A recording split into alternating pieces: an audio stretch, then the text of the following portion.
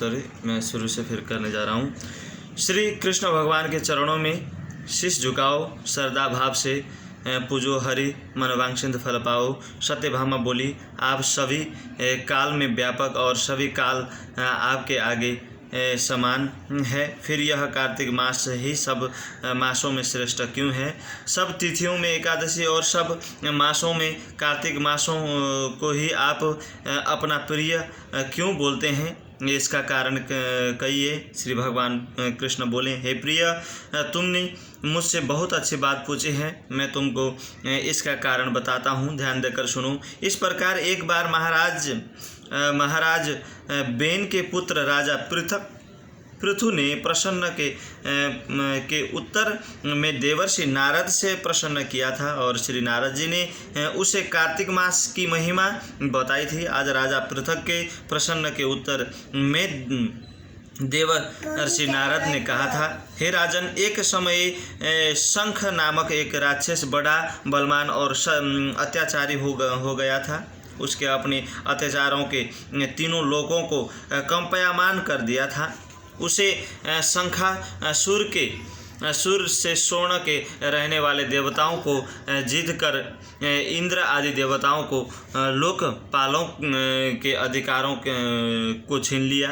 उसे डर कर सभी देवता सुमेरु पर्वत की गुफाओं में कुटुंबियों के साथ बहुत दिनों तक छिपे रहे थे।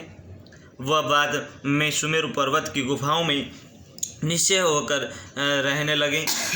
उधर जब शंख को पता चला कि देवता आनंद से सुमेरु पर्वत पर रहने लगे हैं, तो उसे सोचा कि ऐसी कोई दिव्य शक्ति जरूर है जिससे के कारण अपना अधिकार छीन जाने पर भी देवता बलवान होते जा रहे हैं। इसको सोचते सोचते वह इसी परिमाण पर पहुंचा कि वह सब देव मंत्रों के बल से ही बलवान हो गए हैं।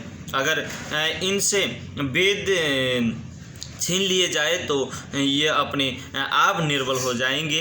देवर्षि नारद बोले, ऐसा सोचकर शंखासुर भगवान विष्णु को सोते हुए देखकर मरते लोग को वेद चुराने के लिए पहुंचा। उसको आते देखकर भगवान विष्णु ने उसकी नियत जानकर उसे डर के कारण बीज मंत्रों के साथ समुद्र में जल में छिपकर शंख भी देव वेद मंत्रों तथा बीज मंत्रों को ढूंढता हुआ समुद्र में प्रकट हो गया।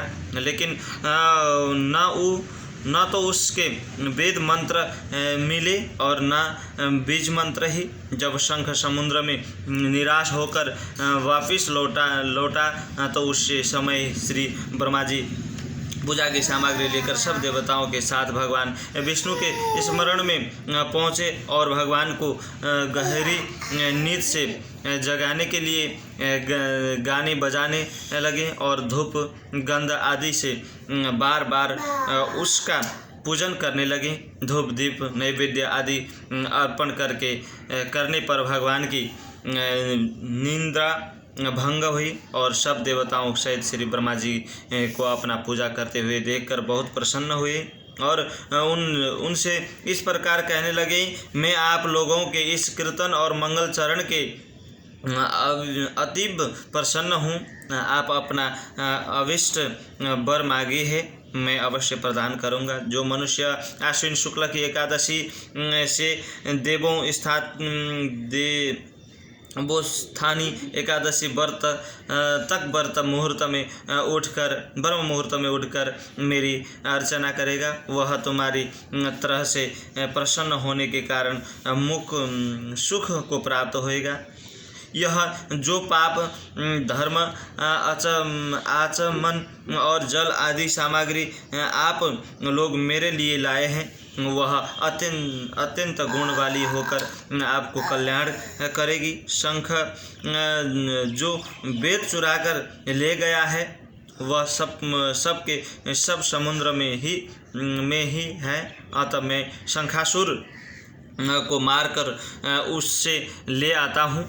आज से मंत्र बीज और देवों के साथ चारों वेद प्रतिवर्ष कार्तिक मास के जल में विश्राम किया करेंगे। तब मैं मत्स्य का रूप धारण करते समुद्र में जाता हूँ और आप लोग भी ऋषि महर्षियों के साथ लेकर मेरे साथ चले। जो कार्तिक मास में प्रहर रात्रि पहले स्नान करता है वह निश्चय ही अक्षय फल को पाता है। वह अज्ञात में अमृत स्नान का फल प्राप्त करेगा। हे देवेंद्र, जो कार्तिक मास में व्रत करते हैं उन्हें सब प्रकार के धन पुत्र पुत्री आदि देते रहना और उन्हें सब आपत्तियों से बचाते रहना। हे धनपति कुबेर, मेरी आज्ञा अनुसार तुम उनका धन धान्य बढ़ाते रहना, क्योंकि इस प्रकार का आचरण करने वाला प्राणी मेरा रूप धारण करके जीवन मुक्त हो जाता है। जन्म में लेकर मरण प्रयत्न जिसने विधि पूर्वक यह उत्तम व्रत कर लिया है वह आप लोगों का भी पूजनीय है। आप लोगों ने मुझे कार्तिक शुक्ल एकादशी तिथियों को जगाया है, इस लिए यह एकादशी मान्य है और मुझे बड़ी प्रिय है।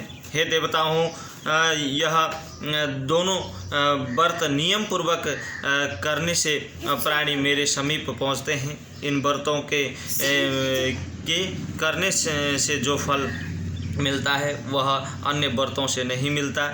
इसलिए हर मनुष्य को सुख और निरोगी रहने के लिए कार्तिक महात्मा और एकादशी कथा सुनते हुए उपयुक्त नियमों का पालन करना चाहिए।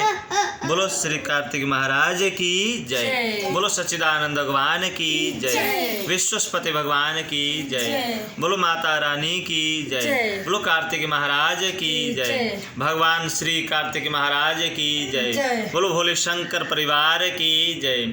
सच्चिदानंद भगवान की जय।